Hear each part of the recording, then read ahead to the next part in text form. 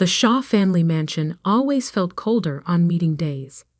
Maybe it was the marble floors, or the way voices echoed off high ceilings, or just the icy stares from relatives who saw me as nothing more than a disappointment. Today was especially frigid. I adjusted my simple black dress, a stark contrast to my cousin's designer labels, and took my usual seat at the massive oak table. Last row, far corner. The designated spot for the family's problem child. Olivia. Aunt Margaret's voice dripped with false concern. So glad you could join us. I nodded politely, watching as the room filled with the Shaw family hierarchy. Uncle Robert, the self-appointed patriarch since my father's death. His wife Margaret, forever playing the concerned aunt while wielding gossip like a weapon. Their children, James and Catherine, groomed from birth to take over the family business. And of course, my mother, Victoria Shaw, who'd spent the last 15 years trying to erase any trace of my father from my personality. Now that everyone's here, Uncle Robert began, standing at the head of the table, we need to discuss some concerning matters. I knew what was coming. I'd overheard the whispers, seen the worried glances, noticed how they'd been monitoring my movements more closely lately. Olivia, he turned to me, his voice carrying that particular tone reserved for difficult children. We've been reviewing your recent activities. Of course they had. The Shaw family specialty. Surveillance disguised as care. Your spending patterns are concerning, he continued. Multiple large transfers, substantial stock purchases, property investments in areas we don't approve of. I kept my face neutral, even as I felt my pulse quicken. They've been watching my accounts. Probably had someone at the bank feeding them information. Classic Shaw tactics. We're worried about you, dear, Aunt Margaret chimed in. These risky investments, these questionable business decisions, it's not appropriate for someone of your limited experience. Catherine, my cousin, barely concealed her smirk. We just want to protect you from yourself. Liv. Protect me. The same excuse they'd used when they tried to stop me from going to business school. When they blocked my attempt to work at a competing firm. When they insisted I take a safe position in their company's HR department. The family has decided, Uncle Robert declared, that it's best to put you on a monthly allowance. A reasonable sum, of course. But all major financial decisions will need to be approved by the family council. I'm 28 years old, I said quietly.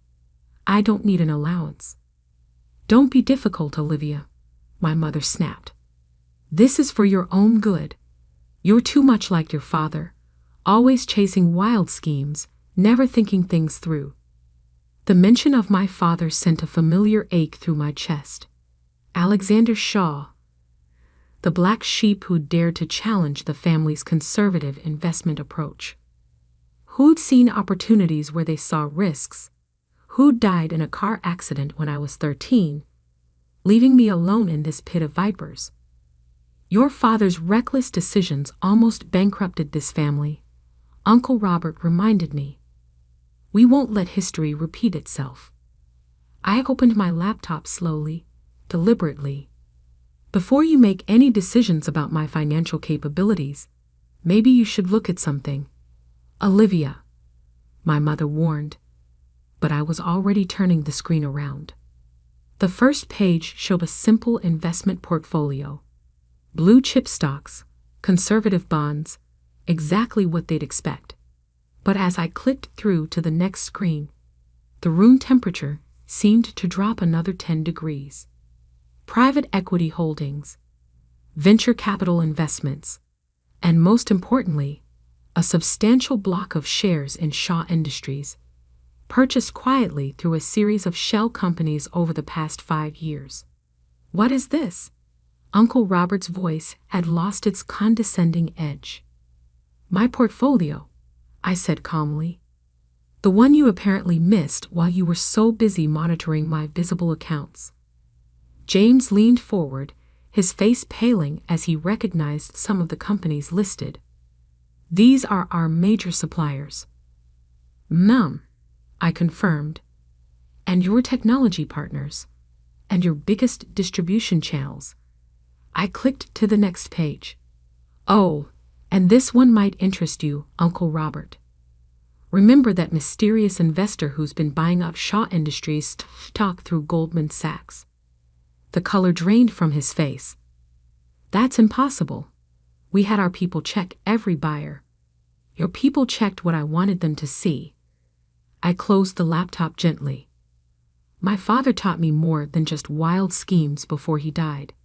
He taught me how to play the long game. You're lying, Catherine accused, but her voice shook slightly. There's no way you could have accumulated that much capital. I smiled, reaching into my bag for a folder I'd prepared. Remember that failing startup I invested in 3 years ago? The one you all mocked me for supporting? I slid the folder across the table. They were just acquired by Microsoft. For $8 billion. The silence that followed was deafening. My mother had gone completely still, her perfect posture frozen in shock. Aunt Margaret's mouth opened and closed like a fish out of water. I've spent the last 5 years building something, I continued, my voice steady. While you were all busy watching my decoy accounts, criticizing my questionable decisions, and planning to put me on an allowance, I was becoming your largest individual shareholder.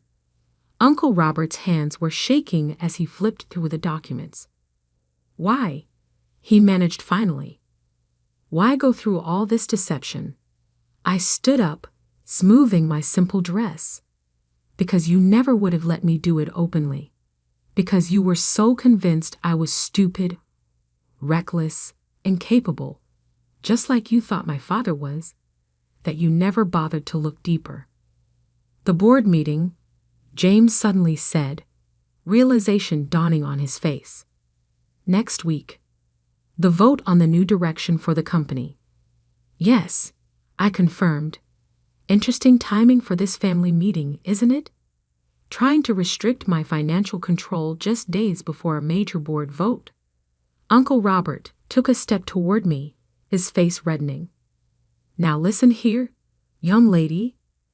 No, I cut him off. You listen. For 15 years, I've watched you run this company exactly the way you've run this family, through control, manipulation, and fear. That ends now. I picked up my laptop and turned to leave, then paused at the door. Oh, and about that allowance? I think we can table that discussion. I have a board meeting to prepare for. The last thing I heard as I walked out was Catherine's voice, barely a whisper. Dad, what just happened? I smiled as I stepped into the elevator. They had no idea that this was just the beginning. Monday's board meeting would bring revelations that would make today look like a minor family squabble. But for now, I had work to do. My father's legacy, and my own, depended on what happened next. In my car, I pulled out my phone and dialed a familiar number. Michael? Yes. Everything went according to plan.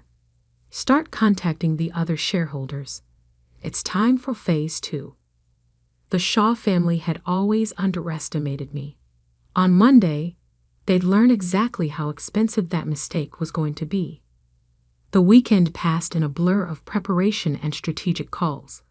By Sunday night, my phone had logged over 50 missed calls from various family members, each one more desperate than the last.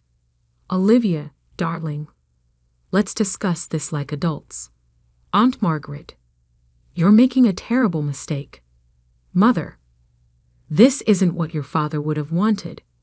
Uncle Robert, that last one made me laugh. They'd spent 15 years telling me my father was a failure. And now they wanted to use his memory as leverage Too late. I sat in my home office, reviewing the documents one final time. The modern penthouse, purchased through one of my holding companies, offered a perfect view of the Shaw Industries headquarters. The same building where tomorrow, everything would change. A soft knock at my door interrupted my thoughts. "Come in, Sarah." My assistant entered, carrying a stack of folders. "Final confirmation from all the major shareholders. They'll support your motion tomorrow." I nodded, taking the folders. "And the press? On standby. The moment the vote is confirmed, they'll run the story." "Perfect." I stood, walking to the window. "Any word from Michael?" Sarah checked her tablet. "Yes, the auditors finished their review. Everything's documented, just as you suspected." I smiled. Uncle Robert had always been arrogant, but his arrogance had made him careless. The audit had uncovered exactly what I'd hoped it would: years of questionable transactions, nepotistic deals, and buried financial misconduct. My phone buzzed again. James this time. I answered, putting it on speaker. "Olivia, please," he started, his voice uncharacteristically humble. "We can work something out." "Can we, cousin?" "Like when you worked out having me removed from the executive training program." He faltered. "That was years ago. We were kids." "No, James. You were kids playing with your inheritance. I was building my own legacy." "The board meeting tomorrow." He hesitated. "What exactly are you planning?" "Guess you'll have to show up and find out." I ended the call and turned to Sarah. "Everything ready for tomorrow?" She nodded. "Car will pick you up at 8 a.m. Security team's been briefed. All documents are prepared." "Good. Get some rest. Tomorrow will be interesting." After she left, I opened my safe and pulled out an old, worn leather journal, my father's business diary. I found it hidden in his study after the accident, protected from the family's thorough cleaning of his belongings. Inside were detailed notes about every corrupt deal, every manipulated contract, every instance of Uncle Robert's mismanagement. But more importantly, it contained my father's true vision for Shaw Industries: innovative, ethical, forward-thinking. Everything the current leadership feared. "Watch me, Dad," I whispered, touching the worn pages. "Watch me finish what you started." Monday morning arrived clear and cold. I dressed carefully: charcoal gray suit, pearl earrings that had belonged to my grandmother, before the family had tried to deny me that inheritance too. Hair pulled back, severe and professional. The lobby of Shaw Industries was buzzing when I arrived. Board members, shareholders, and executives all trying to look busy while stealing glances at me. News had spread fast. "Olivia." Uncle Robert's voice boomed across the marble floor. "A word before the meeting?" I turned, facing him with a calm smile. "Sorry, Uncle. All communication should go through my legal team now." His face reddened. "This is family." "No," I cut him off. "This is business. You taught me that, remember? When you blocked my promotion? When you told everyone I was too emotional to handle client accounts?" He stepped closer, lowering his voice. "Whatever you're planning, think carefully. You could destroy everything we've built." "You mean everything you've stolen?" I matched his quiet tone. "Everything you've manipulated and corrupted since my father died." Before he could respond, the elevator opened, and Michael Anderson stepped out, my father's old friend, and now my closest ally in the business world. "Olivia," Michael called out warmly. "Ready for today?" Uncle Robert's face went pale. Michael was not only a respected industry figure, but also the head of the regulatory committee that oversaw family-owned corporations. More than ready, I replied, watching Uncle Robert retreat hastily. The boardroom filled quickly. I took my seat, not in my usual corner, but at the head of the table, the position of power I'd earned through years of patient strategy. Before we begin, Uncle Robert started, trying to maintain control. I think we should address the recent developments in family dynamics. Actually, I'd interrupted smoothly. We should follow the agenda. First item: leadership review and vote of confidence. I nodded to Sarah, who began distributing thick folders to each board member. What is this? Aunt Margaret demanded, flipping through the pages. A comprehensive audit of Shaw Industries management over the past 15 years. I replied. Pay special attention to pages 47 through 52. The evidence of financial misconduct is particularly interesting. The room erupted in whispers as people began reading. Uncle Robert's face went from red to white to gray in the span of seconds. This is a mistake, he stammered. These transactions were all approved. By you, I finished. Using your position as trustee after my father's death, including the systematic devaluation of his shares that should have been held in trust for me. James stood up, panic clear on his face. We can explain. Sit down, cousin, I said quietly. The time for explanations is over. Now it's time for changes. I stood, commanding the room's attention. As the majority shareholder of Shaw Industries, I call for an immediate vote on the current leadership. The next hour was chaos. Votes were cast. Accusations flew. Uncle Robert tried to challenge the legality of my share ownership, only to be shut down by both legal teams. In the end, the numbers were clear. 76% in favor of removal. Uncle Robert, Aunt Margaret, and their entire leadership team gone. Effective immediately. As security began escorting them out, my mother finally spoke up. What happens now? I turned to her, seeing fear in her eyes for the first time. Now? Now we rebuild, the way Dad always wanted. The press release went out within the hour. Shaw Industries announces major leadership change. Olivia Shaw takes control in historic board vote. By evening, I sat alone in what had been Uncle Robert's office, looking out over the city. The same view he'd had while plotting to keep me powerless. The irony wasn't lost on me. My phone buzzed. A text from Sarah. Your mother's downstairs. Should I send her up? I thought for a moment. Yes, it's time for another family meeting.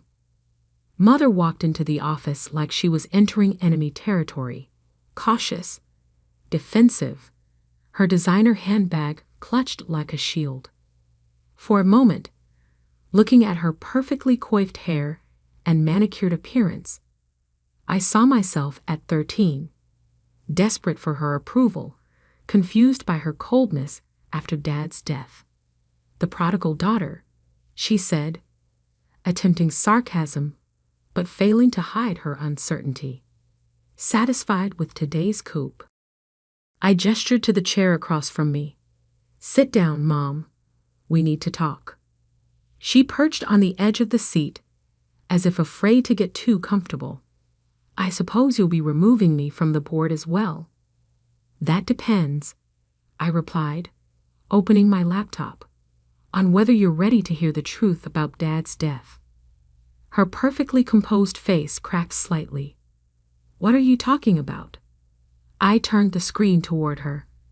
These are Dad's original business records, the ones Uncle Robert claimed were lost in the accident. Interesting how they showed up in his private safe, isn't it? Mother's hands began to shake. You've been in Robert's private files. I've been everywhere, Mom. In every account, every hidden folder, every secret meeting minute.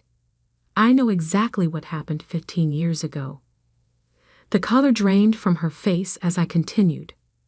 Dad wasn't being reckless with company money. He discovered Uncle Robert's embezzlement scheme. The accident happened the day before he was planning to take evidence to the board. "No," she whispered, but there was no conviction in her voice. "Yes," I said firmly. "And you knew. Maybe not everything, but you knew something wasn't right. That's why you let them push me aside, minimize me, try to keep me from asking too many questions." Tears began to slip down her cheeks, ruining her perfect makeup. "They said they were protecting the family name." "They were protecting themselves," I corrected. "And you helped them, all while treating Dad's memory like something shameful."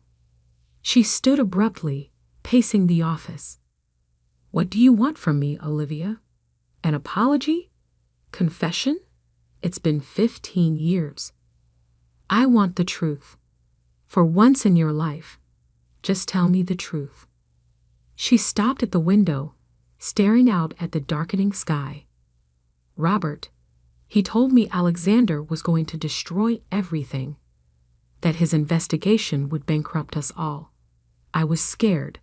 When the accident happened," she trailed off. "When the accident happened, you chose sides." I finished. "You chose them over Dad's memory, over me." "I chose survival," she snapped, turning to face me. "I was 39 with a teenage daughter and no real power in this family." "What would you have done?" I stood slowly, walking to stand in front of her. "I would have fought, like I've been fighting for the past 15 years, like Dad taught me to." Silence fell between us, heavy with years of unspoken pain. "The investigators will want to talk to you," I said finally. "About what you knew when you knew it." She nodded, suddenly looking old. "And if I cooperate? Then you can keep your board seat, under supervision, but your days of blind loyalty to Uncle Robert are over." As if on cue, my phone buzzed. A news alert. "Shaw Industries scandal deepens. Former leadership under criminal investigation." "It's really over, isn't it?" Mother asked, reading the headline over my shoulder. "Their version is over," I corrected. "Mine's just beginning." The next few weeks were a whirlwind of change. The criminal investigation into Uncle Robert and his associates expanded. James and Catherine fled to Europe, their assets frozen. Aunt Margaret had a very public breakdown at the country club. But more importantly, Shaw Industries began to transform.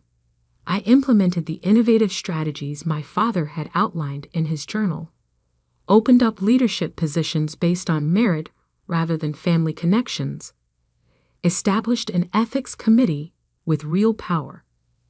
The market responded enthusiastically. Our stocks soared. New partnerships formed. The press dubbed it the Shaw Renaissance. 1 month after the takeover, I sat in my office reviewing quarterly reports when Sarah announced an unexpected visitor. "Send them in," I said, not looking up from my work. "Hello, Olivia." I froze at the familiar voice. Uncle Robert. Looking decades older, his confident swagger replaced by defeated slump. "You're not supposed to be here," I said calmly, pressing the security button under my desk. "I needed to see you, to understand." He gestured vaguely at the office at me. How did we not see it? I leaned back, studying him. "You saw what you wanted to see. A quiet girl who wouldn't cause trouble. A convenient scapegoat for your schemes. Your father," he started, then stopped. "Alexander would be proud." "Don't," I cut him off sharply. "Don't you dare speak about my father." Security arrived, ready to escort him out. "One last thing," he said as they took his arms. Was it worth it? Destroying your family for revenge? I stood, walking to face him. This wasn't about revenge, Uncle Robert. This was about justice. For Dad. For every person you've crushed under your power games. The family destroyed itself. I just exposed the rot. After he was gone, I opened my father's journal again, turning to the last entry he'd written before his death. To my dearest Olivia, never let them make you doubt yourself. True power isn't in controlling others. It's in staying true to your principles. They may call you weak now, but someday you'll show them what real strength looks like. I believe in you always. Tears blurred my vision as I traced his handwriting. We did it, Dad, I whispered. We finally did it. My phone buzzed. A text from Mother. Dinner tonight? Just us? I hesitated, then replied, Yes, we have a lot to talk about. Looking out over the city, I felt a sense of peace I hadn't known in 15 years. The Shaw family would never be the same. But maybe that was exactly what it needed. The quarterly board meeting was scheduled for tomorrow. The agenda included finalizing the company's new direction, appointing a fresh leadership team, and establishing the Alexander Shaw Foundation for Business Ethics. They'd called me stupid, incapable, too weak to handle money. Now they called me CEO. But more importantly, I could finally call myself my father's daughter, proudly, openly, without shame or doubt. And that was worth more than all the Shaw family millions combined.